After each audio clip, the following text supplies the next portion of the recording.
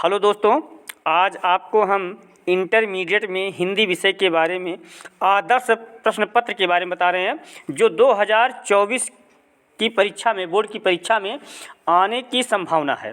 ये प्रश्न आपको हम चुनिंदा विशेषज्ञों के द्वारा लिए हैं और ये बहुत ही महत्वपूर्ण प्रश्न हैं। इन प्रश्नों को आप ज़रूर देखिए, ज़रूर पढ़िए और इससे आपका काम हो जाएगा। तो हम इसमें देखिए जो सामान्य हिंदी के बारे में बता रहे हैं कक्षा 12 के, तो सामान्य हिंदी में आपके लगभग 10 नंबर के आएंगे विकल्प वाले प्रश्न। उन विकल्प वाले प्रश्नों को पहले हम हल करते हैं, कैसे प्रश्न आएंगे कैसे नहीं आएंगे। तो चलिए खंड का से जो आपका पहला प्रश्न है उस पहले प्रश्न के बारे में हम आपको बता रहे हैं। पहला प्रश्न है, शिक्षा का उद्देश्य निबंध के लेखक हैं। अब इसमें से 4 विकल्प दिया गया है, भारतेंदु हरिश्चंद्र, संपूर्णानंद, मोहन राकेश, रामकृष्ण दास। अब इसमें से चारों में से कौन से हैं? तो आपके कोर्स में ही है, शिक्षा का उद्देश्य निबंध जो है वो डॉक्टर संपूर्णानंद ने लिखा है, तो आपका संपूर्णानंद सही हो जाएगा। दूसरा प्रश्न है, लल्लू लाल की रचना है। अब लल्लू लाल की कौन सी रचना है? सुख सागर है, प्रेम सागर है, परीक्षा गुरु है कि रानी केतकी की कहानी है? तो लल्लू लाल जी ने लिखा था प्रेम सागर लिखा है। कौन सा ग्रंथ लिखा है? प्रेम सागर लिखा है। तीसरा प्रश्न है उसी में, पर्दा कहानी के लेखक हैं। पर्दा कहानी किसने लिखा था? प्रेमचंद ने लिखा था कि जयशंकर प्रसाद ने लिखा था कि अमरकांत ने लिखा था या यशपाल ने? तो पर्दा कहानी के जो लेखक हैं वो यशपाल जी ने लिखा था पर्दा कहानी, जो अपने समय में बहुत ही महत्वपूर्ण कहानी थी। चलिए अगला प्रश्न उसी में से है, घा पहले का, आवारा मसीहा के रचनाकार हैं। आवारा मसीहा के रचनाकार कौन हैं? विष्णु प्रभाकर जी हैं कि रामवृक्ष बेनीपुर हैं कि राहुल सांस्कृतायन है कि रांगवे राघव हैं? तो आवारा मसीहा के जो रचनाकार हैं वो हैं विष्णु प्रभाकर जी हैं। ठीक, तो आपका इसमें घा का पहला सही हो जाएगा।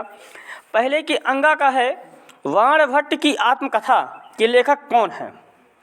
तो वाणभट्ट के आत्मकथा के लेखक महावीर प्रसाद द्विवेदी, सरदार पूर्ण सिंह, वासुदेव शरण अग्रवाल या हजारी प्रसाद द्विवेदी हैं। तो ये जो वाणभट्ट की आत्मकथा है ये उपन्यास है और ये हजारी प्रसाद द्विवेदी जी द्वारा लिखा गया था। अब फिर उसी में प्रश्न नंबर 2 आ गया।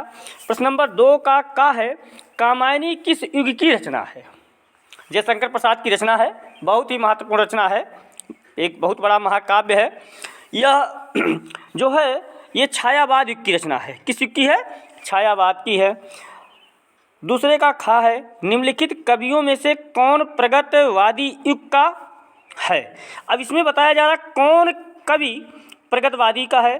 अग्रदास हैं, तुलसीदास हैं, नंददास हैं, रामधारी सिंह दिनकर हैं। आप जानते हैं कि नंददास, तुलसीदास ये सब भक्ति काल के कवि थे।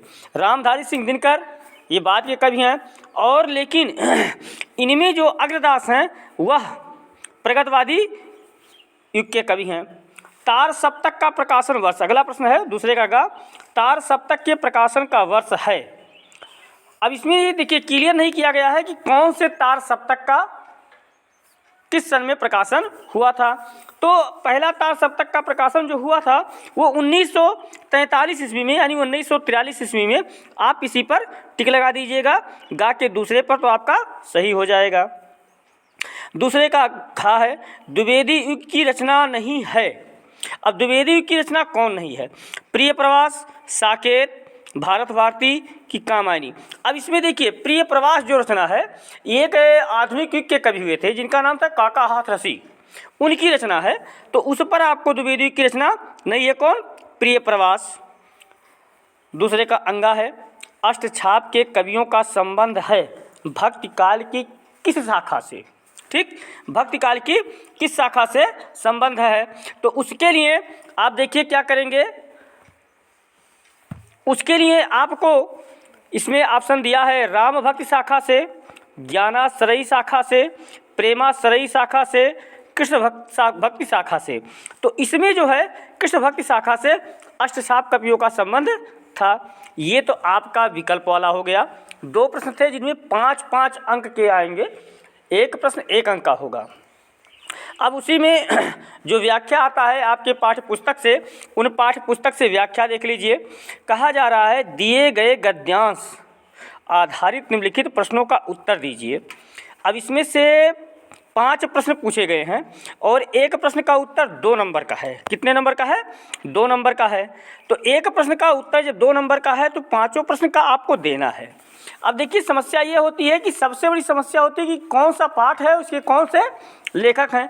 अगर यही समझ में आ गया तो आपके सारे के सारे समझ में आ जाएंगे। और संदर्भ पहला ही प्रश्न है, दिया गया है उपर्युक्त गद्यांश का संदर्भ लिखिए।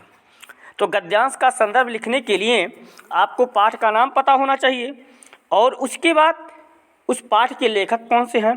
तो ये आपका धरती माता की कोख में जो अमूल्य निधियां भरी हैं, जिसके कारण यह वसुंधरा कहलाती है, ये पाठ जो है वो राष्ट्र के स्वरूप नामक पाठ से लिया गया है, राष्ट्र का स्वरूप।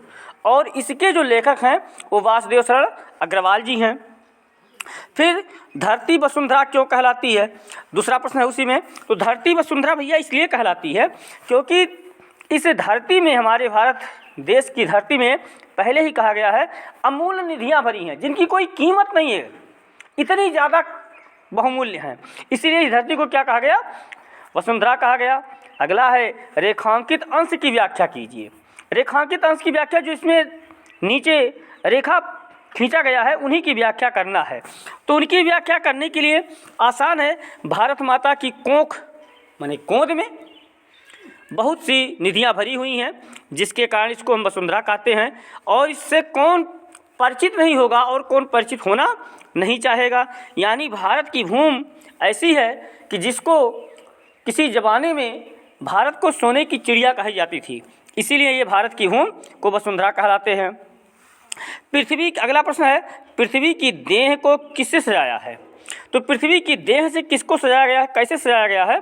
तो तमाम प्रकार की मिट्टियों के द्वारा, नदियों के द्वारा, फसलों के द्वारा इस हम पृथ्वी को सजाते हैं।